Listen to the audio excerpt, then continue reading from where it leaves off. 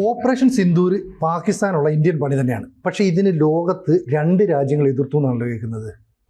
2 രാജ്യങ്ങളാണ് എതിർത്ത്, പരസ്യമായി എതിർത്ത് തുർക്കിയും അസർബൈജാനുമാണ്. തുർക്കി ഈ പറഞ്ഞതുപോലെ അവരുടെ ഒരു വിമാനത്തിൽ ആയുധങ്ങൾ എത്തിച്ചു കൊടുത്തു എന്ന് പറയുന്നു. തുർക്കിയുടെ ബരാക്ടൺ ഡ്രോണുകൾ ഇന്ത്യക്കെതിരെ ഉപയോഗിച്ചിട്ടുണ്ട്. ഇന്ത്യ അതൊക്കെ ഇന്റർസെപ്റ്റ് ചെയ്ത് നശിപ്പിച്ചുള്ളത്.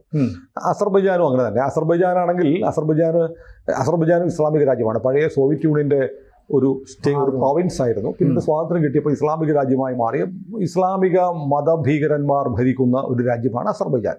തുർക്കിയെ പോലെ തുർക്കിയെ മുന്നോട്ട് വെക്കുന്ന ആശയമുണ്ടല്ലോ, ഖലീഫേറ്റ്, ഇസ്ലാമിക ഖലീഫേറ്റ്, സൗദി അറേബ്യക്കെതിരാണ്. ഖലീഫേറ്റ് വേണം എന്നുള്ള തുർക്കിയുടെ ആശയത്തോട് ചേർന്ന് നിൽക്കുന്ന രാജ്യമാണ് അസർബൈജാൻ. ഈ അസർബൈജാൻ ഇന്ത്യയുടെ കലിപ്പിന് വേറൊരു കാരണമുണ്ട്. ഇന്ത്യ ഇവന്മാർക്ക് നക്കാൻ കൊടുക്കുന്നുണ്ട്, തിന്നാൻ. അത് പറയാം, എൻ്റെ കണക്ക് നമ്മൾ കൊടുക്കുന്നതുകൊണ്ടാണ് വല്ലതുമൊക്കെ നക്കി തിന്നുന്നത് ഈ രാജ്യക്കാർ എന്നുള്ള രാജ്യത്തെ ജനങ്ങൾ എന്ന് പറയാതെ തരമില്ല. അത്തരം രാജ്യങ്ങളാണ് ഇന്ത്യക്കെതിരെ പാകിസ്ഥാൻ അനുകൂലമായി നിലപാടെടുത്തത്. അതായത് ഓപ്പറേഷൻ പഹൽഗാം നടന്നപ്പോൾ അതിനെതിരെ സൈനിക നടപടിയൊന്നും പാടില്ല, പാകിസ്ഥാൻ പറഞ്ഞതുപോലെ ഒരു അന്വേഷണമാണ് വേണ്ടതെന്ന് അസർബൈജാനും തുർക്കിയും പറഞ്ഞു. അതിനുശേഷം ഓപ്പറേഷൻ സിന്ദൂർ എന്ന പേരിൽ പാകിസ്ഥാനിലെ ഭീകരവാദ കേന്ദ്രങ്ങൾ നമ്മൾ ആക്രമിച്ചപ്പോൾ അതിനെതിരെ പ്രതിഷേധിക്കുകയും ചെയ്തു ഈ 2 പേർ. അപ്പം കോശി ഇനി കണ്ടറിയണം എന്ന് മറ്റേ സിനിമ അയ്യപ്പനും കോശിയിൽ പറയുന്നത് പോലെ തുർക്കിയുടെയും അസർബൈജാൻ്റെ കാര്യം കണ്ടറിയണം. അസർബൈജാൻ്റെ കാര്യം ഞാൻ പറഞ്ഞത്, അസർബൈജാൻ ഈ അർമേനിയ എന്ന് പറഞ്ഞ രാജ്യവുമായി യുദ്ധത്തിലാണ്. ഒരു ക്രൈസ്തവ രാജ്യമാണ് അർമേനിയ. ഈ പറഞ്ഞ പോലെ സോവിയറ്റ് യൂണിയൻ്റെ ഭാഗമായിരുന്നു. ഈ അർമേനിയയെ നിരന്തരം ആക്രമിച്ചുകൊണ്ടിരിക്കുകയാണ് തുർക്കിയുടെ ബരാക്ടൺ ഡ്രോണുകൾ ഉപയോഗിച്ചിട്ട് അസർബൈജാൻ. അപ്പോൾ നമ്മൾ എന്ത് ചെയ്യുന്നറിയോ, നമ്മളിപ്പോൾ നമ്മൾ S-400 ട്രയംഫിനെ കുറിച്ച്, സുദർശൻ ചക്രയെ കുറിച്ചൊക്കെ പറയുന്നുണ്ട്. ഇപ്പോൾ നമ്മുടെ വ്യോമ പ്രതിരോധം തീർത്ത് ട്രയംഫ് അല്ലെ S-400 മാത്രമല്ല, അല്ലെങ്കിൽ എല്ലായ്പ്പോഴും S-400 ആയിരുന്നില്ല. നമ്മുടെ സ്വന്തം സാധനമായ ആകാശ് മിസൈലുകളാണ് ഭൂരിഭാഗം പാകിസ്ഥാൻ ഡ്രോണുകളെയും തകർത്തത്. കാരണം S-400 ഭയങ്കര എക്സ്പെൻസീവ്, ഓരോ തവണ ഫയർ ചെയ്യുമ്പോഴും കോടികളാണ് പോകുന്നത്. പക്ഷെ അതൊന്നും ഇല്ലാതെ ലോ കോസ്റ്റിൽ ഈ ഡ്രോണുകളെയൊക്കെ തകർക്കാൻ പറ്റുന്ന സാധനമാണ് നമ്മുടെ ആകാശ് മിസൈലുകൾ. ഈ ആകാശ് മിസൈലുകൾ നമ്മൾ അർമേനിയയ്ക്ക് കൊടുത്തിട്ടുണ്ട്. ക്രൈസ്തവ രാജ്യമായ അർമേനിയയെ തുർക്കിയുടെ സഹായത്തോടെ ഇസ്ലാമിക ഭീകരവാദികൾ ഭരിക്കുന്ന അർമേനിയയിൽ നിന്ന് രക്ഷിക്കാൻ വേണ്ടി നമ്മൾ ആകാശ് കൊടുത്തിട്ടുണ്ട്. ആകാശ് കൊടുത്ത് അർമേനിയ മിസൈലുകൾ ഉപയോഗിച്ചിട്ട് അസർബൈജാൻ്റെ ഡ്രോണുകൾ അടിച്ച് താഴെയിട്ടുകൊണ്ടിരിക്കുക. അതിൻ്റെ ഒരു കലിപ്പ് അസർബൈജാൻ ഉണ്ട്. അതവിടെ നിൽക്കട്ടെ. പക്ഷേ ഞാൻ നേരത്തെ പറഞ്ഞില്ല, ഇവർക്ക് വല്ലതും നക്കി തിന്നാൻ കൊടുക്കുന്നത് നമ്മളാണെന്ന്. അതിൻ്റെ കണക്ക് ഞാൻ പറയാം. കാരണം ഇന്ത്യക്കാർ ഏറ്റവും കൂടുതൽ വിനോദ സഞ്ചാരത്തിൽ പോകുന്ന 2 രാജ്യങ്ങൾ, ഒന്ന് തുർക്കിയും ഒന്ന് അസർബൈജാനുമാണ്. കല്യാണം മുതൽ ഷോപ്പിംഗ് ഉൾപ്പെടെ സകല കാര്യങ്ങൾക്കും നമ്മൾ അവിടെ പോകുന്നുണ്ട്. അതിൻ്റെ കണക്കുകൾ നോക്കുന്നുണ്ട്. അസർബൈജാനിൽ ബക്കു, തുർക്കിയിലാണെങ്കിൽ ഇസ്താംബൂൾ ഉൾപ്പെടെയുള്ള സ്ഥലങ്ങൾ. ഇപ്പോൾ പുടിനും സെലൻസ്കിയും തമ്മിലുള്ള ചർച്ച നടക്കാൻ പോകുന്നത്, വ്യാഴാഴ്ച നടക്കാൻ പോകുന്നത് ഇസ്താംബൂളിലാണ്. ഒരു വലിയ ടൂറിസ്റ്റ് ഡെസ്റ്റിനേഷനാണ്. തുർക്കി അത് വിറ്റഴിക്കുന്നുണ്ട് വലിയ തോതിൽ.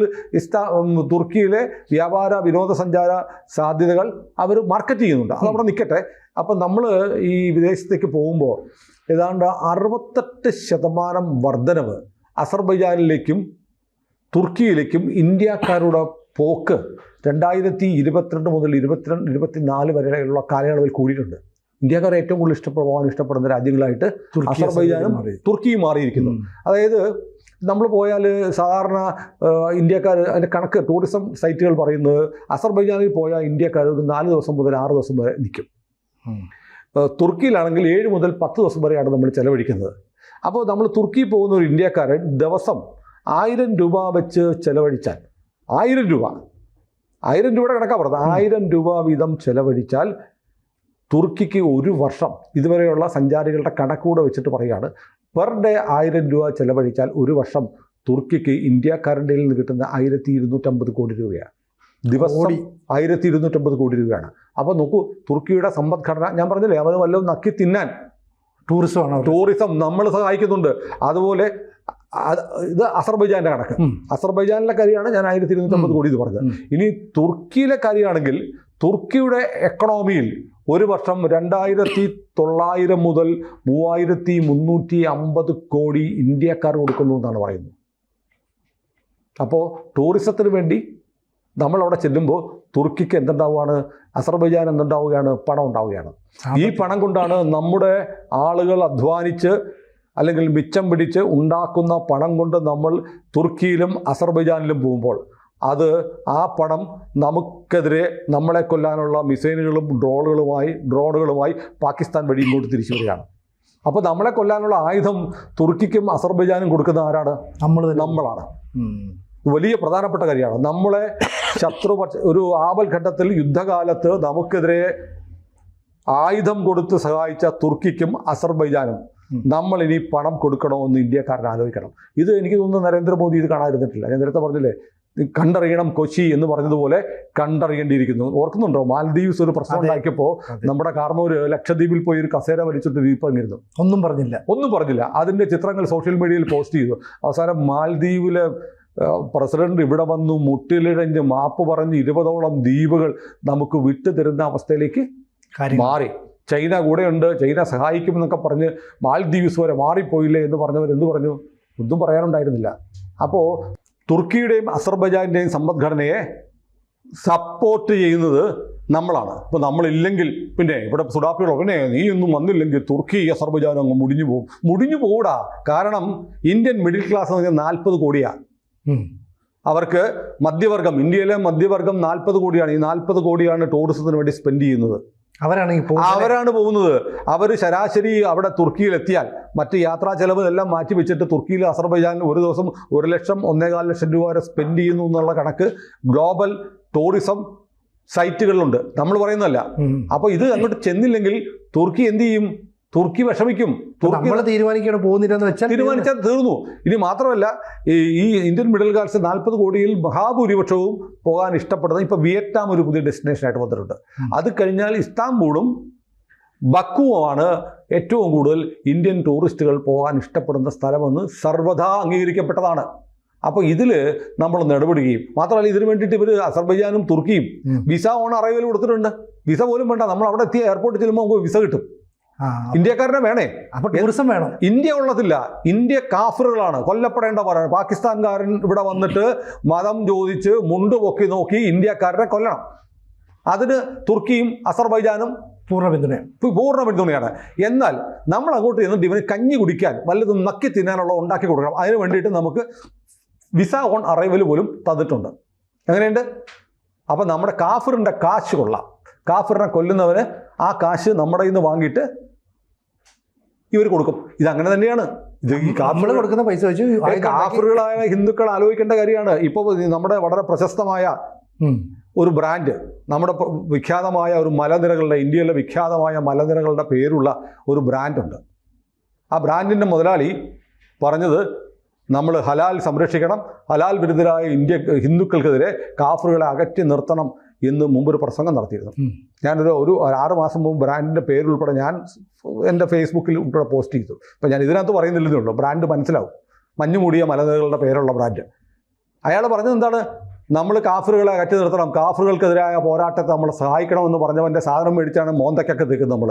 അപ്പം അത് നിന്നല്ലോ, ഉണ്ടല്ലോ, സാധനമുണ്ട്. പഴയ പോലുള്ളൊരു വ്യാപനം. അത് നമ്മൾ പറയുന്നത് ഈ പറയുന്ന പോലെ നമ്മളിങ്ങനെ ഇന്ത്യയിലെ ഭൂരിപക്ഷം ആളുകളും ജാതിയും മതവും ഒന്നും നോക്കാതെ കാഫറുകളെ കൊല്ലണമെന്ന് പറയുന്നവർക്ക് അവൻ്റെ സാധനം മേടിക്കും, അവൻ്റെ ഉൽപ്പന്നങ്ങൾ വാങ്ങും, അവൻ്റെ കൂടെ നിൽക്കും. നമുക്ക് മതേതരവാദികളാണല്ലോ. പക്ഷേ ഇവനെന്ത് ചെയ്യും? ഈ കിട്ടുന്ന കാശ് കൊണ്ട് കാഫിറിനെ കൊല്ലാൻ വരും. ഇപ്പൊ പോപ്പുലർ ഫ്രണ്ടുകാരൻ ജോസഫ് മാഷിന്റെ കൈവെട്ടിയല്ലോ. അതെ, ജോസഫ് മാഷിന്റെ കൈവെട്ട് കേസിലെ പ്രതി ഉണ്ടാക്കുന്ന സാധനം അവൻ്റെ പുട്ടുപൊടിയും അരിപ്പൊടിയും മുളക് പൊടിയും കൊണ്ട് കാഫിറുകൾ കഞ്ഞിയും കറിയും വെക്കുന്നുണ്ട്. അറിയാമോ? അങ്ങനെ ഒരു ബ്രാൻഡുണ്ട്. പേര് കേട്ടാലേ അറിയാം ഏതാ ബ്രാൻഡെന്ന്, ആരുടെയാണെന്ന്. സൂപ്പർ മാർക്കറ്റിൽ പോയി നോക്കുമ്പോൾ അറിയാം. ആ പേര് കേൾക്കുമ്പോഴേ അറിയാം ഇത് തോമസ് മാഷിൻ്റെ ചോര പുരണ്ട, തോമസ് മാഷിനെ പോലെ രഞ്ജിത്ത് ശ്രീനിവാസൻ്റെ ഉൾപ്പെടെയുള്ള ആളുകളുടെ ചോര പുരണ്ട കൈകളുണ്ടാക്കുന്ന വസ്തുക്കൾ നമ്മുടെ അടുക്കളയിലുണ്ട്. അപ്പോൾ ഇങ്ങനെ നമ്മൾ സഹായിച്ചുകൊണ്ടിരിക്കുക. അതിൻ്റെ അടുത്ത വെർഷനാണ് തുർക്കിക്കും അസർബൈജാനും നമ്മൾ എന്ത് ചെയ്തു? നമ്മൾ പണം വാരിക്കൊരി കൊടുക്കുന്നു. അവരതുകൊണ്ട് മിസൈൽ ഉണ്ടാക്കി, ഡ്രോൺ ഉണ്ടാക്കി പാകിസ്ഥാന് കൊടുക്കുന്നു. ആരെ? ഹിന്ദുക്കളുടെ, കാഫറുകളുടെ. ഹിന്ദുക്കൾ മാത്രമല്ല, ക്രിസ്ത്യാനിയും സിഖുകാരനും ഒക്കെ കാഫറാണ്, മുസ്ലിം അല്ലാത്ത എല്ലാ കാഫറാണ്. അവരെ കൊല്ലാൻ വേണ്ടി ആയുധം കൊടുക്കുന്നു. അപ്പോൾ ഇനി അങ്ങോട്ട് പോകുന്നവരൊന്ന് ആലോചിക്കണം. ഈ കണക്കുണ്ട് കേട്ടോ. ഈ തുർക്കിയിൽ 20,000 ആളുകൾക്ക് ടൂറിസം മേഖലയിൽ നേരിട്ട് തൊഴിൽ കിട്ടുന്നുണ്ട്. അവിടെ എത്തുന്ന ടൂറിസ്റ്റുകളിൽ 60% ഇന്ത്യക്കാരാണ്, കാഫറുകളാണ്. ഇൻഡയറക്റ്റായിട്ട് പരോക്ഷമായിട്ട് 45,000-60,000 പേർക്ക് തുർക്കിയിൽ ടൂറിസം വഴി ജോലി കിട്ടുന്നുണ്ട്. എവിടുന്ന്?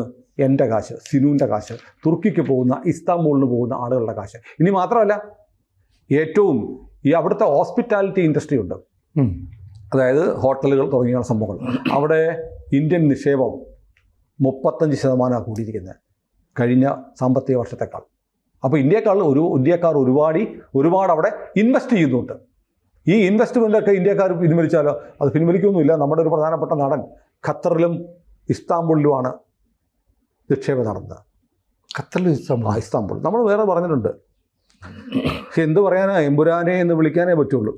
ഏതായാലും വിവാഹം, സന്ദർശനം, ആഘോഷങ്ങൾ, കല്യാണങ്ങൾ ഇസ്താംബൂളിൽ നടത്തുന്നത് മനോഹരമായ ഭൂപ്രദേശമാണെന്നുള്ള രീതിയിലാണ് പിന്നെ ആളുകൾ പോകുന്നത്. അവിടെ സിനിമകളുടെ ഷൂട്ടിംഗ് നടക്കുന്നുണ്ട്. തമിഴ് സിനിമകളുടെ, മലയാള സിനിമകളുടെ ഒക്കെ ഷൂട്ടിംഗ് നടക്കും. വലിയ തോതിലുള്ള ഷൂട്ടിംഗ് നടക്കും. അപ്പോൾ ഇന്ത്യക്കാരൻ തിരിച്ചറിയേണ്ട സമയമായിരിക്കുന്നു. എനിക്ക് തോന്നുന്നത് തുർക്കിയും അസർബൈജാനും ഈ യുദ്ധത്തിൽ ഓപ്പറേഷൻ സിന്ദൂറിൻ്റെ കാലത്ത് പഹൽഗാമിന് ശേഷം പാകിസ്ഥാൻ ഭീകരവാദികൾക്കും പാകിസ്ഥാൻ എന്ന ഭീകരരാഷ്ട്രത്തിനും നൽകിയ പിന്തുണ ഇന്ത്യക്കാരൻ തിരിച്ചറിഞ്ഞാൽ ഇവൻ പിച്ചച്ചട്ടിയെടുക്കും.